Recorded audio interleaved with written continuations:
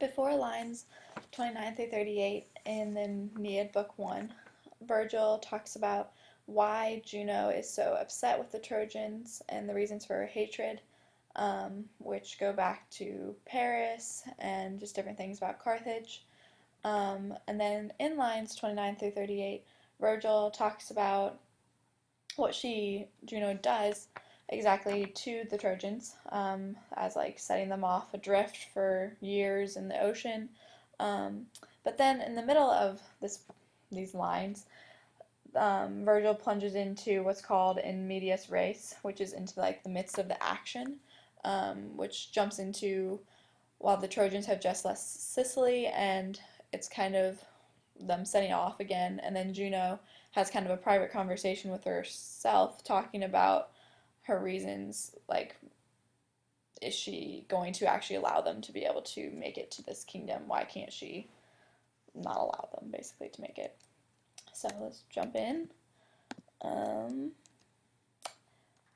Skipped a little forward. Okay, so his acensa super iactatos aequore toto Troias relinquias danuam atque imitis Achilli arcebat longe latio multisque per annos arambant acti fatis mari omnia circum.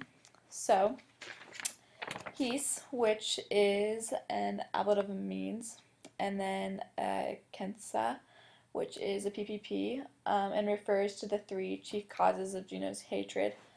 This section can be translated as angered over these things. The Trojans, they're both in the accusative, the Iactatos and Troias, so I put them together. The Trojans having been hurled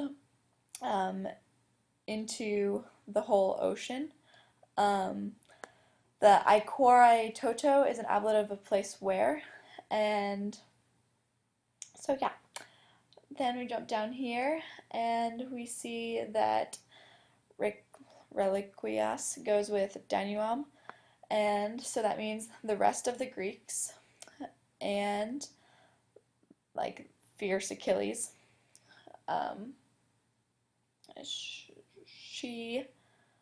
This refers to Juno, restrained them, which is referring to the Trojans, far from Latio.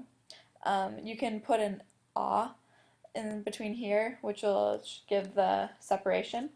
This longe latio is also an alliteration because there's the double L sound.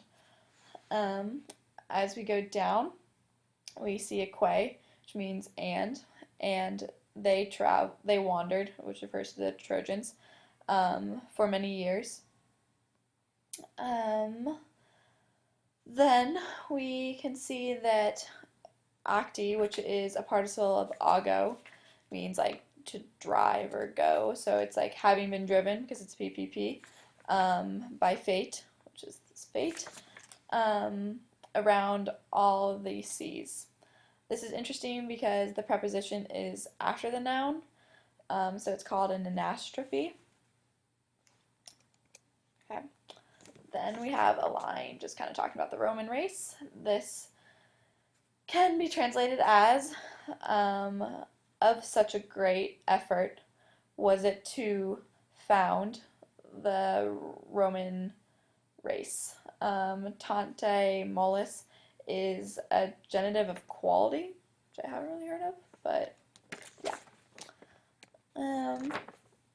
Then this is where the lines kind of switch into the action, and it's called Invidious race. So it goes Wix, which is scarcely, out of the sight of Sicily, of Sicilian land, because these go together. In the deep, which is like in the deep ocean, so it's like a metonymy.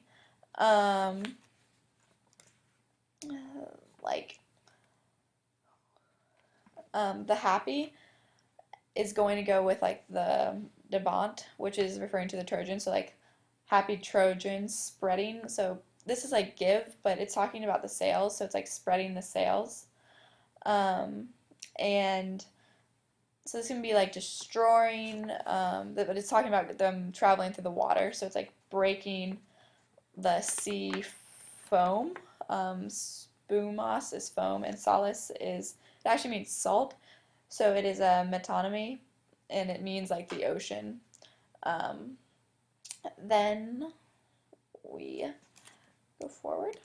And so cum Yano, so when Juno, Ternum, which actually we're going to skip to Serwans, which means like nursing um, the eternal wound. So these go together. Deep in her chest, or like deep in her heart. So it's like what's really bothering her. She says this to herself. Um, Am I beaten? To cease from my undertaking. So undertaking is wictam, and the um, actually sorry that's wrong. Wictam is actually the like conquer. So like, am I beaten? Am I conquered? And then Incepto is the undertaking, and desistere is the like cease. Um,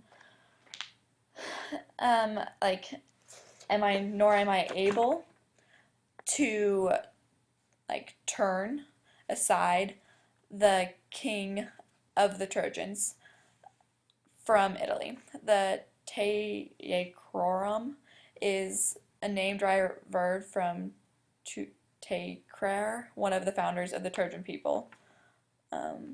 So yeah, that is it.